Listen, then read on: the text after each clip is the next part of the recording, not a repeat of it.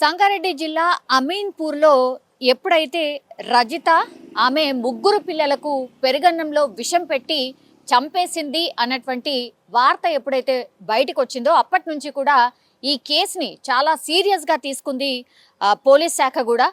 అసలు నిజాలు ఏంటి, ఎందుకని సొంత పిల్లల్ని, అది కూడా ముగ్గురు పిల్లల్ని, కేవలం 12, 10, 8 సంవత్సరాల పిల్లల్ని ఎందుకు చంపేసింది అనేటువంటిది ఒకటి. ఆ తర్వాత ఆమె కూడా ఆ విషం కలిపినటువంటి అన్నం తిన్నది. ఆ తర్వాత ఆమెకు కూడా కడుపు నొప్పి వచ్చిన తర్వాత వాళ్ళ భర్తనే స్వయంగా దగ్గరలో ఉన్నటువంటి ప్రైవేట్ హాస్పిటల్కు తరలించిండు అనేది ఫస్ట్ ప్రాథమికంగా మనకు తెలిసినటువంటి సమాచారం. కానీ పోలీసుల ఇన్వెస్టిగేషన్లో రోజుకో నిజం బయటకు వస్తున్న పరిస్థితి.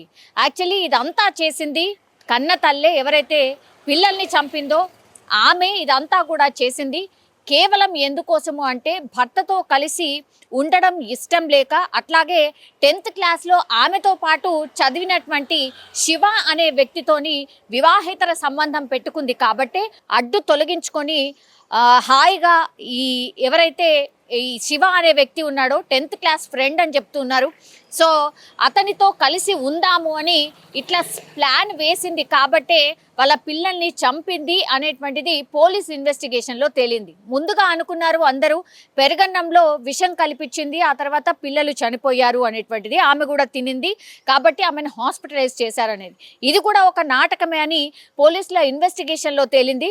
యాక్చువల్లీ ఆమె ముగ్గురు పిల్లల్ని విషం పెట్టి చంపలేదు, ఒక్కొక్కరిని ముక్కు మూసేసి ఆమెని దారుణంగా చంపేసినట్టుగా ఆమె స్వయంగా పోలీసుల ఇన్వెస్టిగేషన్లో చెప్పినట్టుగా మనకైతే ఇన్ఫర్మేషన్ ఉంది. సో ఒక్కొక్క విషయాన్ని ఆమె ద్వారా తెలుసుకునే ప్రయత్నం చేసినప్పుడు ఇదంతా బయటకు వచ్చిన పరిస్థితి. ముందు చెన్నయ్య అంటే భర్త మీదనే అనుమానం వ్యక్తం చేశారు. ఎందుకంటే ఆ భర్తకి చెన్నయ్యకి ఇది రెండవ పెళ్ళి, బట్ రజితకు మాత్రం ఫస్ట్ మ్యారేజ్. సో పెళ్లి చేసే కంటే ముందే రజిత తల్లిదండ్రులు ఈ చెన్నయ్య పేరు మీద ఉన్నటువంటి భూమిని కూడా మా పిల్ల పేరు మీదనే, అంటే రజిత పేరు మీదనే రాసియాలి, ఆ తర్వాతే మీకు మ్యారేజ్ చేస్తాము అనేటువంటిది.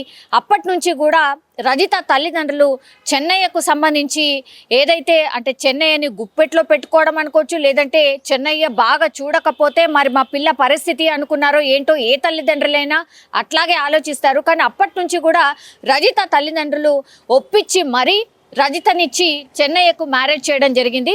అయితే చెన్నయ్య మొదటి భార్య అనారోగ్యంతో చనిపోయినట్టుగా చెప్తున్నారు. ఆ తర్వాతనే చెన్నయ్యకి రజితనిచ్చి మ్యారేజ్ చేయడం జరిగింది. కానీ వీళ్ళిద్దరి వయసు చాలా తేడా ఉంది. అంటే రజితకు 30 సంవత్సరాలు అయితే చెన్నైకి 50 సంవత్సరాలు. సో పూర్తిగా 20 సంవత్సరాల డిఫరెన్స్తో మ్యారేజ్ చేయడం జరిగింది.